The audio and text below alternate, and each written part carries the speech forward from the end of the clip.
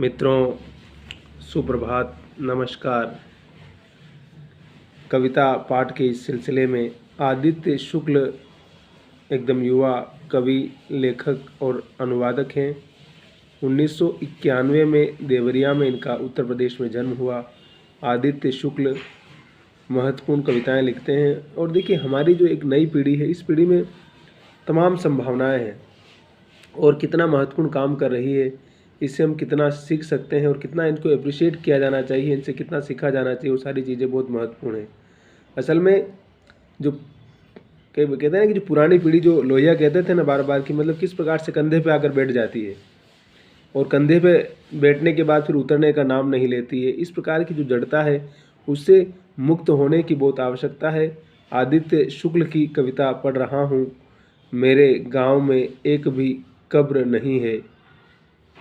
आदित्य शुक्ल।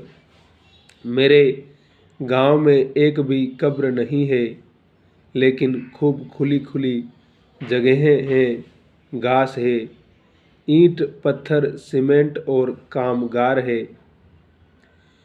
लोग मरते भी हैं बहुधा मेरे गांव में, फूल के बगीचे हैं। मेरे अपने बगीचे, मेरे अपने फूल पौधे। काश मेरी अपनी एक कब्र भी होती, खुले आसमान के नीचे कहीं भी, जिस पर अंकित होता मेरा परिचय, मेरे शब्द, मेरे स्वप्न, मेरी असफलताएं। एक एक कर अपने सारे फूल में उस कब्र पर चढ़ा आता। ये फूलों का बोझ मेरे सिर से उतर जाता। ये फूलों का बोझ मेरे सिर से उतर जाता। मेरे गांव में एक भी कब्र नहीं है। आदित्य शुक्ल जी की कविता है। आदित्य जी का बहुत बहुत आभार, शुक्रिया। और आप साथियों का भी बहुत आभार कविता सुनने के लिए। के की हिंदी में आपका बहुत स्वागत है, वेलकम है। मिलते हैं